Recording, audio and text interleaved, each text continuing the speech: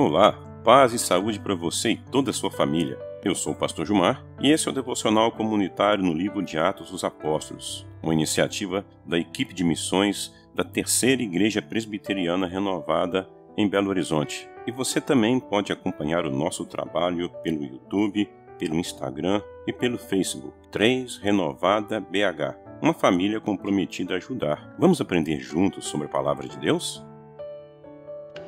E, estando eles falando ao povo, sobrevieram os sacerdotes e o capitão do templo, e os saduceus, doendo-se muito de que ensinassem o povo e anunciassem em Jesus a ressurreição dentre os mortos. E lançaram mão deles, e os encerraram na prisão até o dia seguinte, pois já era tarde.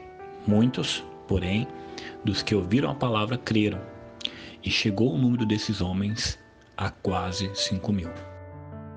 O nosso texto de hoje está em Atos dos Apóstolos, no capítulo 4, do versículo 1 ao versículo 4. Depois de terem sido bênçãos de Deus na vida de um homem que estava excluído tanto da religião como da sociedade por sua condição física, e de ter feito um discurso denunciando a injustiça cometida contra Jesus de Nazaré, mas ao mesmo tempo anunciando o arrependimento e falando que Jesus, aquele que fora assassinado injustamente pelas autoridades, ele também fora ressuscitado por Deus, testemunhando o amor e a justiça de Deus para com as pessoas. Muitas pessoas creram, se arrependeram e se converteram. Mas diferente, talvez, do que nós pudéssemos imaginar, Pedro e João, a partir daquele momento, começassem uma escalada de crescimento na mídia e as pessoas poderiam então vir procurá-los de forma agradável, querendo entender melhor o que estava acontecendo. Não foi isso que aconteceu. Muito pelo contrário, eles foram procurados pelas autoridades da época e foram presos. Cheios do Espírito Santo, anunciando a salvação, assim como Jesus, eles foram presos. E eles foram presos, nos diz o texto de Lucas, porque eles estavam ensinando o povo e anunciando em Jesus a ressurreição dentre os mortos. E na mente de algumas pessoas, aquilo era um incômodo que poderia trazer prejuízos econômicos, políticos e, acima de tudo, religiosos. Econômicos porque aquele sinal de transformação e de mudança na vida daquele homem, baseado na ressurreição de Jesus, poderia fazer com que muitas pessoas deixassem de acreditar em um sistema que anunciava que a desigualdade era apenas consequência de algo natural e que deveria ser, portanto, simplesmente aceitada. Desigualdade econômica. Alguns podem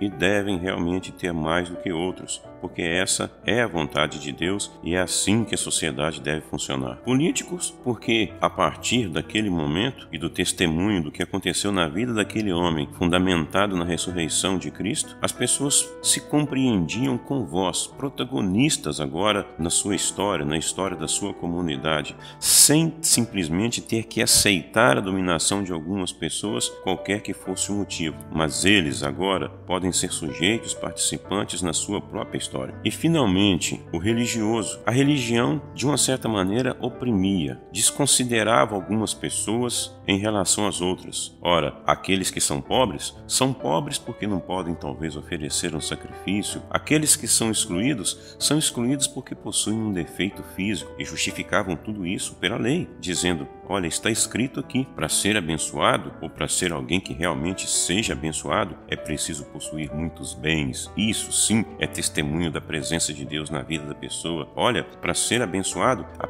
a pessoa precisa ter um corpo perfeito, sarado, e isso é sinal da bênção de Deus na vida das pessoas. Pois bem, o que havia acontecido desfazia totalmente essa noção de ser abençoado. Aquele homem não correspondia a nada daquilo que a religião dizia ou que era critério para que uma pessoa pudesse ser abençoada. Ele era um excluído, ele não possuía o corpo perfeito e era uma pessoa pobre. Portanto, se a religião dizia que haviam critérios muito específicos estabelecidos para que alguém pudesse ser abençoado por Deus, o que aconteceu foi totalmente confrontador. Deus ressuscitou Jesus. Portanto, ele não está ao lado ou correspondente ao sistema econômico, ele não está sujeito ao sistema político e ele não está sujeito também a um sistema religioso. De todo jeito, todos eles acabavam excluindo a imagem e semelhança de Deus. E Deus, em Cristo, restaura isso nos seres humanos. independente da condição social que aquela pessoa tivesse, agora ele também podia ter a esperança da vida nova e de todo jeito, de forma gratuita, sem pagar nada por isso. E isso era trágico para o sistema religioso que tinha altas taxas, cobrava altas taxas para que de alguma forma as pessoas pudessem se aproximar do templo ou para que a espiritualidade e a vida dessas pessoas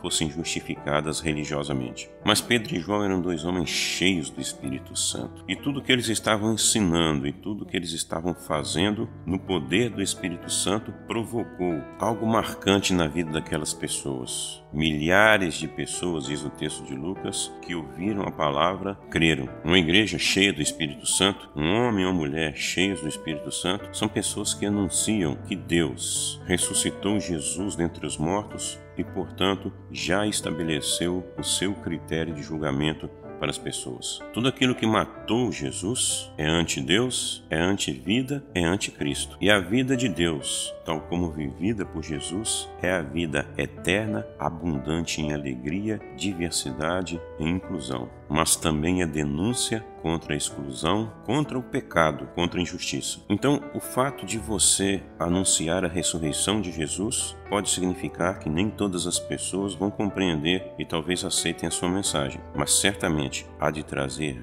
vida e vida abundante na história e no testemunho de muitas outras pessoas. Deus abençoe você e abençoe a sua família. Que o infinito amor de Deus, nosso Pai, que a graça e a paz de nosso Senhor e Salvador Jesus Cristo e que as divinas e profundas consolações do Espírito Santo de Deus repousem sobre todos nós.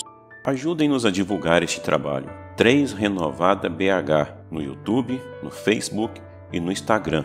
Uma família comprometida a ajudar. Acompanhem nossas lives, nossos estudos bíblicos, nossas pregações, enfim, o nosso trabalho. Queremos ser bênção para você, queremos ser bênção para sua família, queremos ser bênção para as pessoas que você ama. 3 Renovada BH, uma família comprometida a ajudar.